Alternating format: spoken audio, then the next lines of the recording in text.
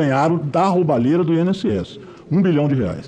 E aí a criatividade para lavar dinheiro é absoluta, né? Obrigado.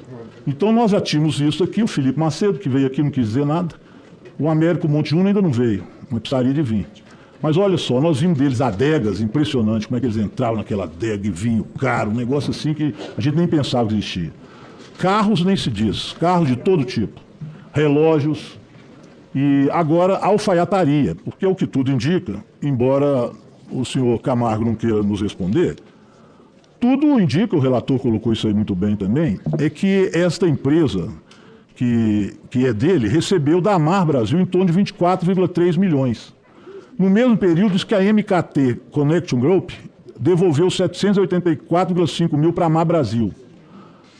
E, portanto, os recursos, que a suspeição de que a Amar Brasil teria repassado 24 milhões dos desvios para a entidade, né, que tinha o Felipe Gomes como presidente, repassando então para a pretensa alfaiataria. Portanto, uma lavagem de dimensões enormes.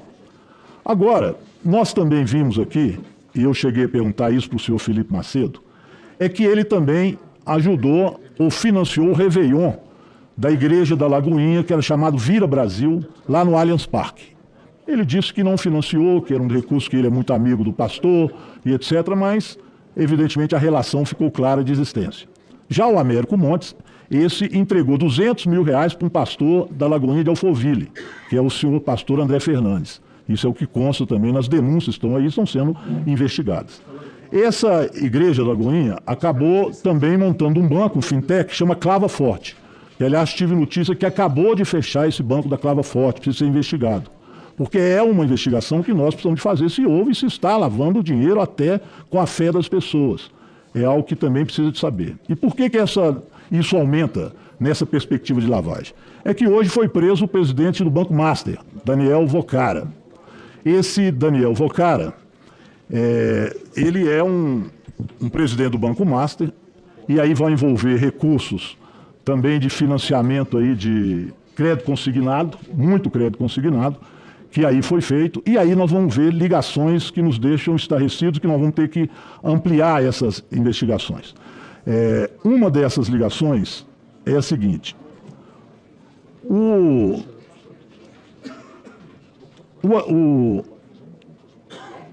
eu já pego aqui, presidente, para não perder.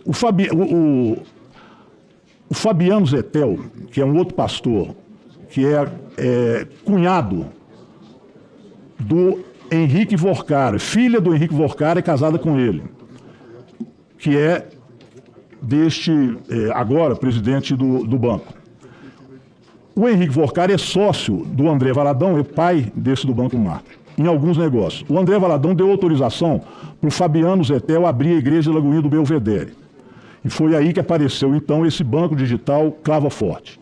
O André Valadão é o presidente da Lagoinha Global, comanda todos, são mais de 700 templos que são ali comandados, que esteve em relação também, repito, com aquilo que o Felipe Macedo ajudou também no Réveillon, que foi feito lá no Allianz Parque.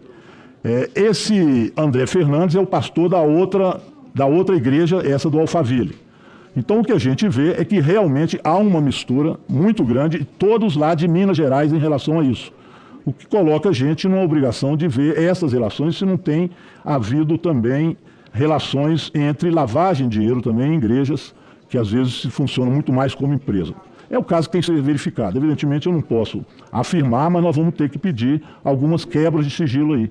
A quebra de sigilo dessa Clava Forte, que foi fechado.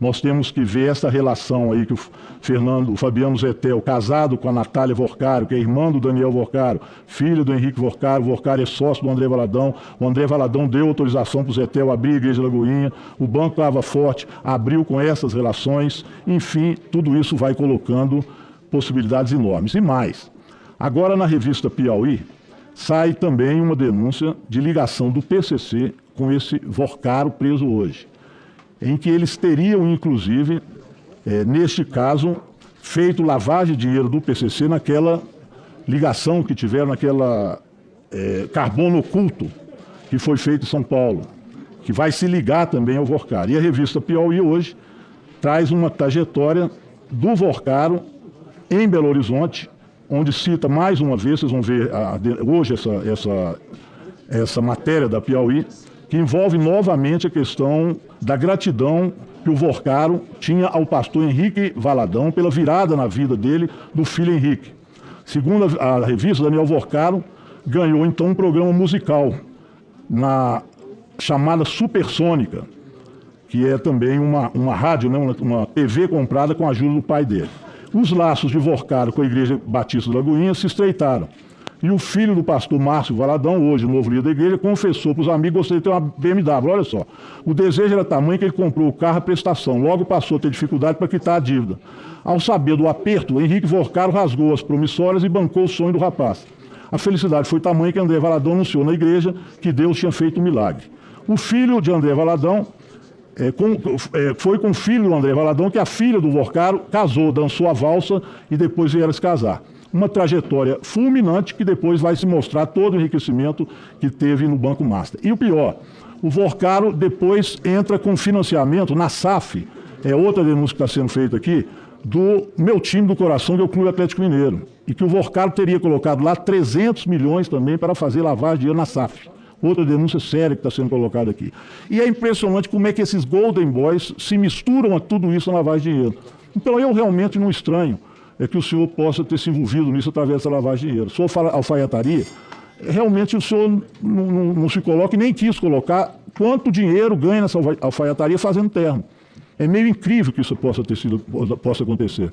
Então essa lavagem de dinheiro e essa forma de fazê-lo pelos Golden Boys está sendo, Pimenta, cada vez mais inovada. E nós vamos ter que seguir o rastro desse dinheiro. Onde é que eles lavaram R$1 bilhão? Como que a Receita Federal não pegou isso tudo? E a gente vai ver a diversidade por onde eles atuaram. Sinceramente, nós vamos ter que ver isso. Já vimos lá em Minas Gerais também, o presidente disse outro dia, que tem 3 parlamentares que estão encalacrados nessas questões. Um deles a gente está vendo que é já junto com aquela empresa da Conafer. Os outros 2 não faço ideia de quem sejam, embora tenha um também que eu sei que já deu muita emenda para lá. Mas não vou falar o nome porque não sei quem é. Mas olha só como eles vão se entranhando no mundo político e a partir daí fazendo lavagem de dinheiro. Eu acho que em Minas Gerais nós vamos ter que ter mais cuidado para ver onde que essa lavagem está sendo feita e abrir também essas investigações.